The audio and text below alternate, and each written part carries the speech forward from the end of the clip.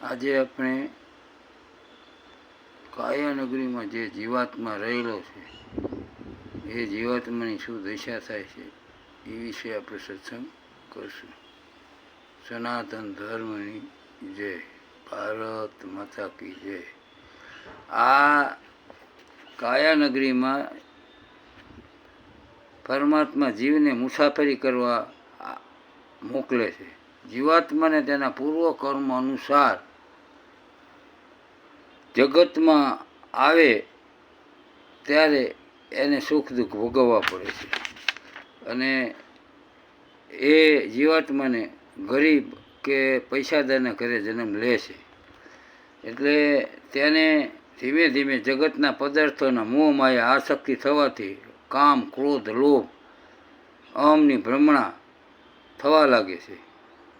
તે જગતની માયાને સત્ય સમજી પરમાત્માને ભૂલી અને પરમાત્માથી ભજન ભક્તિ સત્સંગથી દૂર થતો જાય છે અને સંસારની આસક્તિમાં અથડાય છે.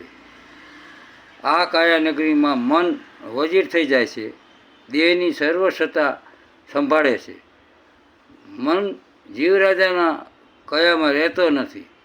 બુદ્ધિ રાણીની મદદથી 10 પહેરેદારો સાથે ખોટા કુકર્મો થાય છે. જે જીવરામના શત્રુઓ છે તેનો સંગત કરીને બળાત્કારે હરિભજન આનંદ ભૂલાવે છે. મન વજીર કામ ક્રોધ લોભ અહમ જડતા લાલચ ચાડી નિંદા ઈર્ષા ચોરી તૃષ્ણા વાસના આ બધી વાસનાઓનો સંગત દ્વારા જીવાત્માની અધોગતિ કરાવે છે. જીવને બહુ ત્રાસ અપાવી પરમ માર્ગ ભૂલાવે છે. મન વજીર પોતાનું ધાર્યું કરાવી જીવને અધોગતિ કરાવે છે. આ કાયાનગરીમાં 10 દરવાજા છે. 9999 રસ્તા છે અને 72 કોઠા છે અને 72,000 નાળીઓ રક્ત પવનના પ્રવાહથી ચાલે છે. મન વજીર બુદ્ધિરાણી મુખ્ય દરવાજા મુખથી મનગમતા ખોરાક ખાય છે. જીવને મમતા હોવા છતાં ખરાબ પદાર્થો ખાય છે. આ મન 40 વર્ષ સુધી દેહને લાડ લડાવે છે. પછી જુવાનછી આવે છે. એટલે આ જે જુવાની આવે ને એને જુવાનછી કહેવામાં આવે છે. અને જુવાનછી હરખાય છે અને જુવાનછી દેહના રાજ સંભાળી મનને લાવી આપી અને સારું સારું ખાઈ પીવે છે. 40 વર્ષ પછી જરાસિંહ એટલે જરા બીમારી આવે છે અને જરાસિંહની ભયબંધી થાય એટલે જરાસિંહ જુવાનસિંહની શક્તિ હરીને દેહને જર્જરિત કરે છે અને દેહ જર્જરિત થતાં જીવરામ મૂંઝાય છે અને સફેદ વાર થાય તોય જીવરામ સમજતો નથી કે હવે મન વજીરની કરામત હું નહીં ચાલવા દઉં અને મનનું ધાર્યું હું નહીં કરું. અને જીવ કહે કે હું દુઃખી પણ નહીં થઉં પણ છતાં એ મનનું ધાર્યું કરાવે છે. જીવરામ મન વજીર અને બુદ્ધિરાણીને સમજાવવા છતાં સંત પુરુષ જાતો નથી અને મન વજીર બુદ્ધિરાણીની ક્રિયાક્રમ બદલાતા નથી. એટલે જીવરામ મન બુદ્ધિના પ્રભાવમાં આવી જવાથી જ્ઞાન લેવાનું જતું નથી. એટલે પોતે જ મન બુદ્ધિની સત્તા શક્તિ પ્રભાવથી ભાવબંધનમાં જીવને બંધાવે છે. પછી એને યમરાજાનો મહેમાન કરાવે છે અને જીવરામને ચિત્રગુપ્ત કર્મ હિસાબ પૂછે. પછી જીવરામ બહુ પછતાય છે. પછી જીવરામ ધર્મરાજાની કોર્ટમાં મન બુદ્ધિની સાક્ષીમાં જુવાની લેતા ગુનો કબૂલ કરે છે અને જીવરામ તું આત્મઘાતી થયો છું માટે તને આત્માનો તે ઘાત કર્યો છે અને તે તારે સાચો આનંદ લેવાનો 60 વર્ષ ખોટા ગુમાવી દે છે માટે તું નરકના અધિકારી છે. એટલે જો તે આત્મઘાત ના કરી હોત તો તને પરમાત્મા તને મુક્તિ અપાવે અને હવે તને નરક જેલની સજા ફરવામાં આવે છે.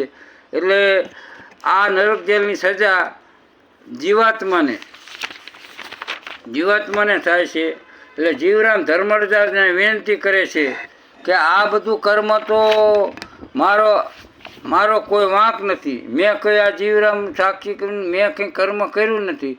આ કુકર્મ મન વજીર બુદ્ધિ રાણી મળીને કરેલા છે. તેમાં મારો દોષ શું છે? અને એની સાથે 5 બહેનપણી એટલે 5 જ્ઞાનેન્દ્રિય એમને બધાએ મળીને આ જીવરામને હરિભજન નામ સ્મરણ પ્રભુ ભક્તિ કરવાથી દીધી નથી. અને આ હરિની ભાઈબંધી થવા દીધી નથી. મને એટલે કે જીવને મોહ માયા ભ્રમ કરાવી હરિથી ધર્મથી વિમુખ કરાવી દીધો છે. એમાં જીવરામનો શું ગુનો વાંક છે? એમાં જીવરામ કે મારો શું વાંક છે? હે ભગવાન, હે પરમાત્મા, હે ધર્મરાજા, મારી વિનંતી છે કે મારા ગુના માફ કરો. ત્યારે ધર્મરાજા કહે છે કે અહીંયા લાગવક સિફારિશ કંઈ ચાલતી નથી. અહીંયા એક જ કાયદાઓનો સિદ્ધાંત છે. જે જેવું કર્મ કરે તેને તેવું ફળ આપવું પડે. જીવરામ તને પૃથ્વી પર સારા પરમાર્થ કરવા મોકલ્યો હતો. તે તારા હાથે જ પગ ઉપર કુવાડો માર્યો છે. તે મન બુદ્ધિને સ્વતંત્રતા આપી દીધી. કોઈ જ પ્રકારનો સંયમ નિયંત્રણ નિયમ રાખ્યા નહીં. તું બેફિકર બની જગત વ્યવહાર કરતો રહ્યો. તને જરાસિંહે જગાડ્યો. સફેદ વાળની નોટિસ મોકલાવી તોય તું સુધર્યો નહીં. અને તોય તું સભાન થયો નહીં. અને મન બુદ્ધિના બહેકામાં આવી તું તારા અહંકારને વધારી તારી ફરજ ચૂક્યો છું. એટલે તું આત્મઘાતી બન્યો. એટલે આત્મઘાતીને બની તે આત્માની અવગણના કરી. એટલે તું હવે નરકનો અધિકારી છે. માટે તું કોઈ ફરિયાદ કરીશ નહીં. બેફિકર બની મન બુદ્ધિના ખેલ રમત જોઈને તું રાજી થયો. જુવાનસિંહ સાથે બેહકી ગયો. જરાસિંહે આવી વારંવાર તને જાગૃત કર્યો. જરાસિંહે તને બીમારી દેહ પીડા આ તે બધું આપ્યું, પણ તું જાગ્યો નહીં. તું ના માન્યો પછી સફેદ નોટિસ આપી કે હવે કાળા ના ધોળા થયા, હવે તો તું સુધરી જા. છેલ્લી તક આપી છે જીવરામનું કે જીવરામ હવે તું સુધરી જા. મન બુદ્ધિની સંગત છોડી દે અને તું તારું સ્વરૂપ જોઈ લે.